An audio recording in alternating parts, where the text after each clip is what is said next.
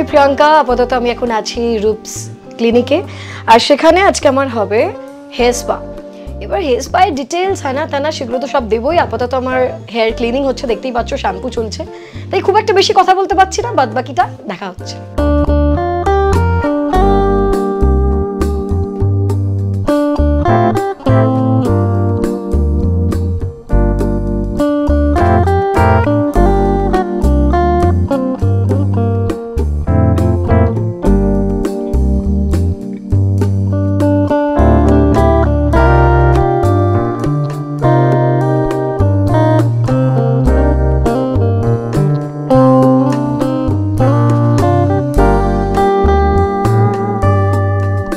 Shampoo আপাতত complete, আর এখন আমার হেয়ার ব্রাশ করা হচ্ছে, এরপর অ্যাপ্লাই করা হবে স্পা।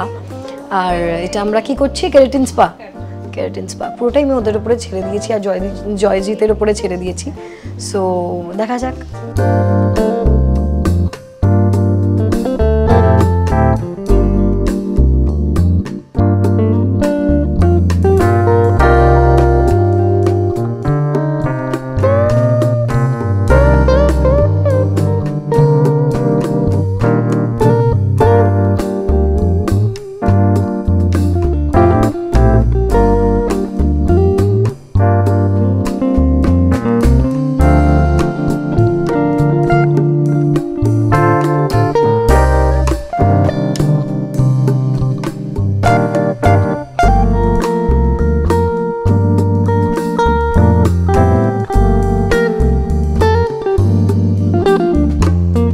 আমি বেসিক্যালি একটু ন্যাচারাল রাখতে পছন্দ করি। আমি খুব একটা লম্বা বা খুব একটা ওই স্ট্রেট চিপকু লুক আমি পছন্দ করি না।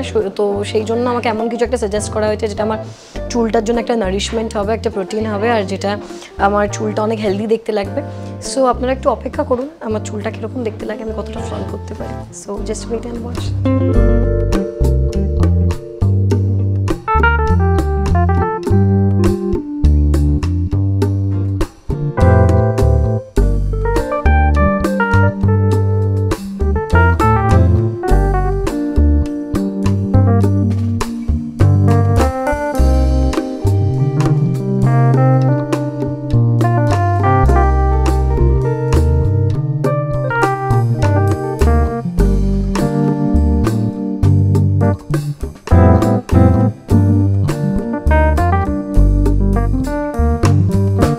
বিষয়টা এখন আমরা লাস্ট স্টেপে আছি, যেখানে এই পুরো ভেপারটা আসছে হেয়ারে, তারপরে এটা ওয়াশ করা হবে, তারপরে এটার আফটার এফেক্ট দেখা যাবে কি হচ্ছে না হচ্ছে।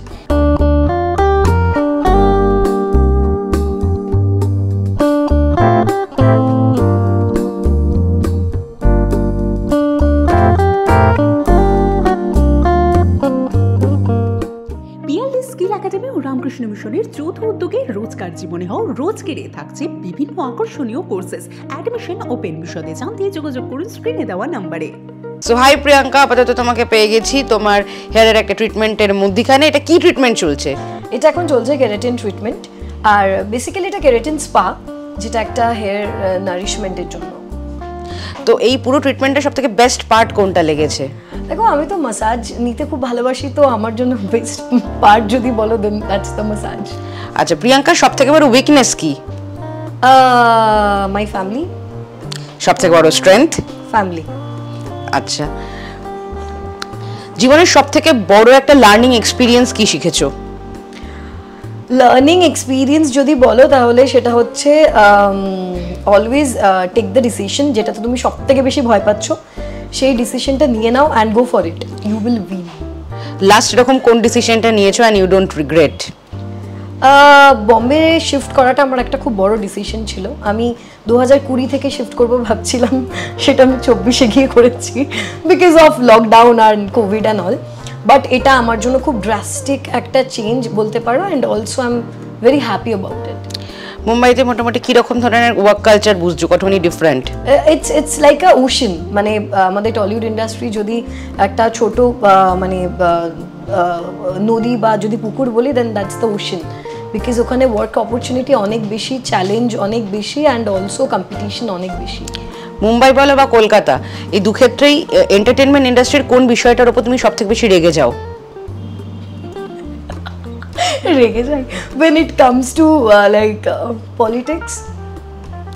পলিটিক্সের শিকার কি কখনো হয়েছে Priyanka? Yeah, so many times. তো তারপরে তাদের সঙ্গে কিভাবে ডিল করো, বা কোনো পার্টিতে যদি তাদের সঙ্গে দেখা হয়, এই গেট যে টুগেদারে? আমি যেভাবে কথা বলছি হেসে। আচ্ছা, নিজের কোনো একটা গুণ যেটা তুমি ত্যাগ করতে চাও, গুণ, ট্যালেন্ট। গুণ ত্যাগ করতে চাই, সেটা হচ্ছে আমি প্রচন্ড, আমার ভেতরে একটা 60 বছরের একটা ঠাকুমা আছে, যেটা সবসময় নিয়ম কানুন মানতে মানতে আমার মাঝে মাঝে নিজের মাথাটা খারাপ হয়ে যায়। এই শনিবার চুল কাটবে না, বৃহস্পতিবার ঘরে পুজো করতে হবে, মঙ্গলবার এটা করা যাবে না, বাড়ির লোকের মাথা খারাপ করে দিই আমি। সো আমি একটু ওই 60 বছরের যে একটা ওল্ড ব্যাপার আছে আমার ভেতরে, আমি ওটা একটু কমাতে চাই। আচ্ছা, a party that you enjoyed the most? I don't enjoy party. আমি পার্টি খুব কম করি, হয়তো 6 মাসে একবার বা 6 মাসে 2বার পার্টি করি, তাও খুব কাছের লোকজন থাকলে। আদারওয়াইজ পার্টি আমি খুব রিসেন্টলি আমার একটা বন্ধুর সাথে দেখা করেছিলাম বম্বেতে, and it was something extraordinary. মানে আমি একটাই বন্ধুর সাথে দেখা করেছি, বাট আই ফেল্ট লাইক আমি 10-15 জনের সাথে একসাথে ছিলাম। So it was amazing. একটা হ্যাংওভার যেটা তোমার মনে আছে? আই ডোন্ট ড্রিঙ্ক, সো আমার কোনো হ্যাংওভার তো কিছুই নেই। আচ্ছা, কাশ্মীর না গোয়া? কাশ্মীর। আচ্ছা, এমন একজন অভিনেতা বা অভিনেত্রী যে তোমায় সব থেকে বেশি ইন্সপায়ার করে? নওয়াজুদ্দিন সিদ্দিকী। এন্টারটেইনমেন্ট জগতের একজন পার্ট হওয়ার জন্য সব থেকে বেশি কোন জিনিসটা এনজয় করেছো, আর কোন জিনিসটাকে সব থেকে খারাপ লাগার জায়গা থেকে নিয়েছো একজন অভিনেত্রী হিসেবে? মানে একটা ব্লেসিং, আরেকখানা বলতে পারো যে কার্স। ওকে, ব্লেসিং যদি বলো তাহলে আমি আমাদের বাংলা, যখন আমি মানে সিরিয়াল থেকে যখন শুরু করেছি, I got my popularity from মা। যখন আমি মা সিরিয়ালটা করি, সো মানুষ আমাকে এত ভালোবাসা দিয়েছে। মানে আমি যখন দেখেছি, যখন আমি পুরুলিয়া, দীঘা এইসব সাইডে আমি যখন শো করতে যেতাম, মানে বেসিক্যালি যেটা মাছা, মানুষ একটা ছোট্ট টাচ পাওয়ার জন্য বা একবার দেখা পাওয়ার জন্য মানুষ এত এক্সাইটেড থাকে। So that's a blessing. মানে মানুষ যে এতটা ভালোবাসে বা মানুষ যে এতটা কাছ থেকে দেখতে চায় বা একবার ছুতে চায়, so that's a blessing. And also a curse. আমার যেটা মনে হয়, মানে আমাদের সব কিছু নিয়ে এত ভাবতে হয়, মানে যেটা হয়তো একটা নর্মাল মানুষ করলে কোনো ব্যাপার না, বাট আমরা করতে পারি না। সো আমাদের উপরে সবসময় কোয়েশ্চেন আসে। তো আমার মনে হয় we have to be always conscious about our decision, what we say, what we speak, and how we react. Even we don't have the right to react no matter কতটা খারাপ সিচুয়েশন। So that's a curse. এমন কোন একটা দামি জিনিস তুমি নিজের জন্য কিনেছিলে, যেটার জন্য তুমি অনেক দিন আগে থেকে সেভ করছিলে টাকা? অনেস্টলি বলছি, ওকে, আমি কখনো আমার জন্য কিছু দামি জিনিস কিনি না। আমি যেটা আমার লাইফস্টাইল, সেটা আমি আমার নিজের টাকা পয়সা দিয়ে আমি যেটা রোজগার করি সেটা চালাই, everything. But I always wanted to buy my own car. সেটা আমি 2022-তে কিনি।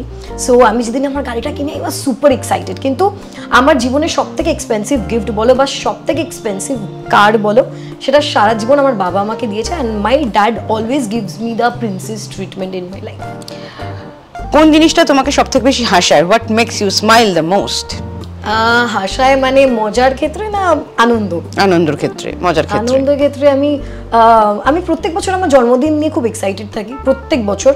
আর আমি জন্মদিনে কখনো বাইরে পার্টি করি না বা খুব একটা বন্ধুদের সাথে কাটাই না, বাট বাড়িতে আমার যখন সব ওই ফ্যামিলি ফ্রেন্ডস একটা গেট টুগেদার হয়, সো ওটা আমার জন্য একটা খুব মজার মোমেন্ট। অ্যান্ড অলসো বাড়িতে যখন কালী পুজো হয়, ওই দিনটা আমি খুব খুশি থাকি, কারণ সবাই একসাথে একটা অন্য ফিলিং। ওটা এমন কিছু আমাদেরকে জানাও যেটা তোমার ব্যাপারে আজ অবধি কেউ জানে না।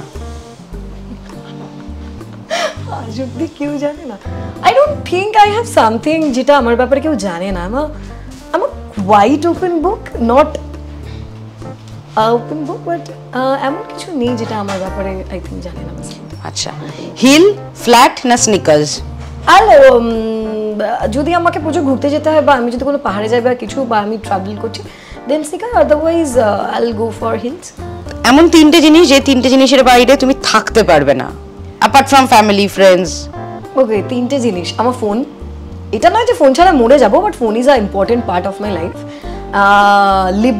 লিপ বাম আমার জীবনে যে কত বড় পার্ট, সেটা আমি আর ঈশ্বর ছাড়া কেউ জানে না। And hair clutcher, it's very important, or maybe hair rubber banded. Recent কোনো রকম ওয়েব সিরিজ যেটা তুমি প্রায় মানে অবসেশন হয়ে গেছে তোমার নিজের? Obsession not really. আমি যেহেতু এখন প্রচণ্ড ট্রাভেল করছি মুম্বাই কলকাতা, সো আমি খুব একটা ওয়েব সিরিজ দেখতে পাচ্ছি না। বাট রিসেন্টলি আমি একটা ছবি দেখলাম, সেটা হচ্ছে Laapataa Ladies. It's superb and amazing. আচ্ছা, what is the most dangerous adventure you have ever done?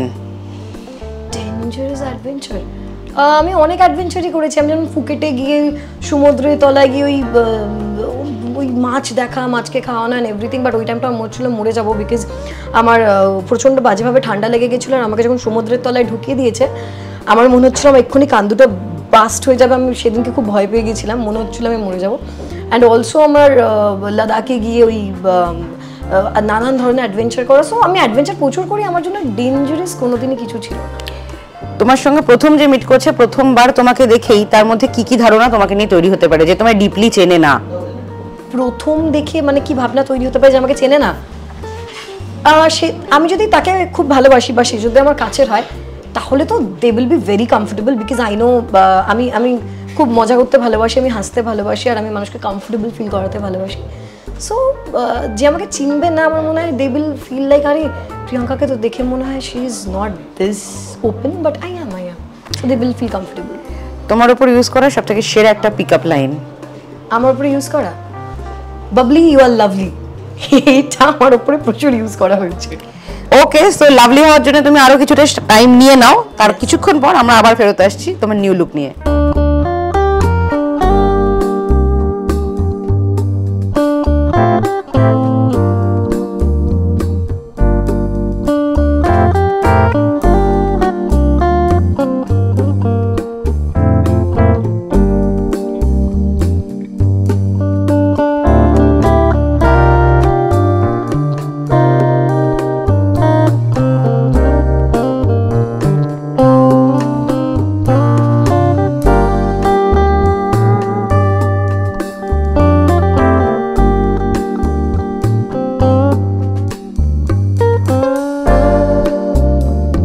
So this is my final look.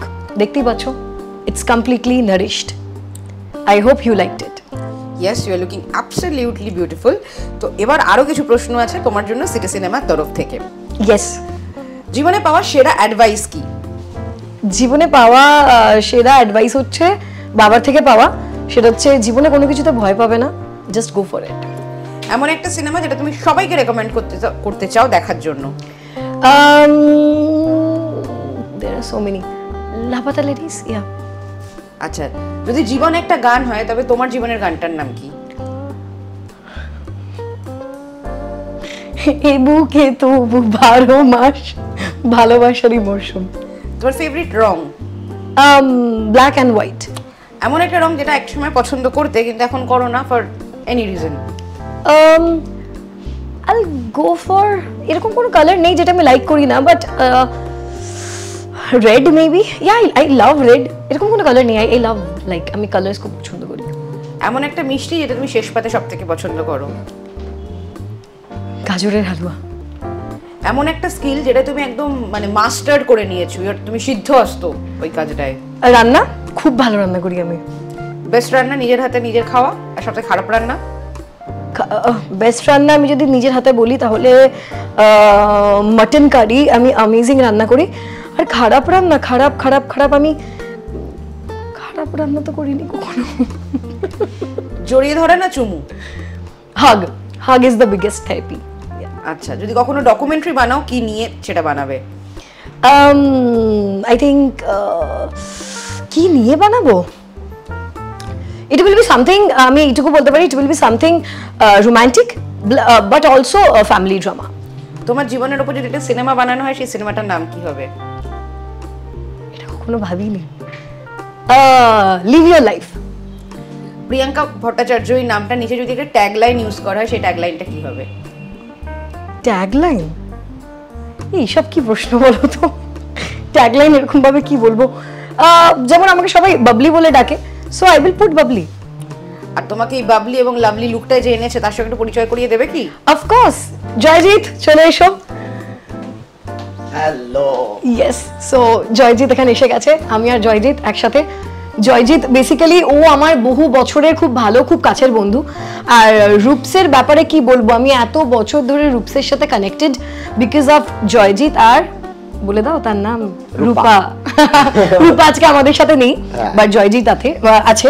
So জয়জিতের এখানে আমার আগাগোড়াই আসতে খুব ভালো লাগে বিকজ শুধু কাজ এখানে ভালো না, এখানে প্রত্যেকটা মানুষ এত হোমলি ফিলিং, এত homely vibe.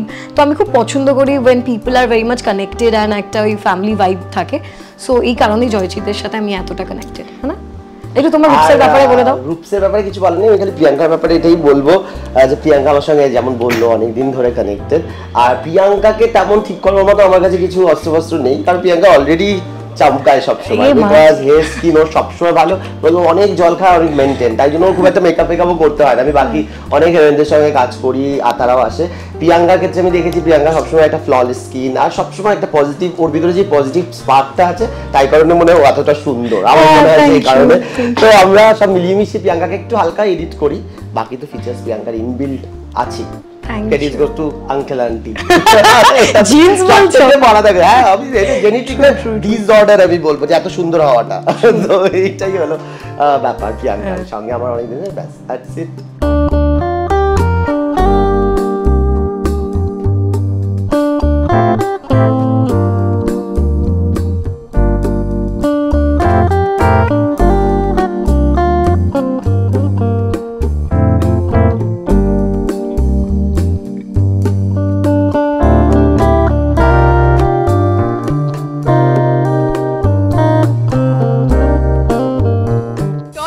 Latest update, gossip and entertainment পেতে সাবস্ক্রাইব করুন শুধুমাত্র সিটি সিনেমা, আর ফলো করুন সিটি সিনেমার Instagram, Facebook, Twitter and share chat page.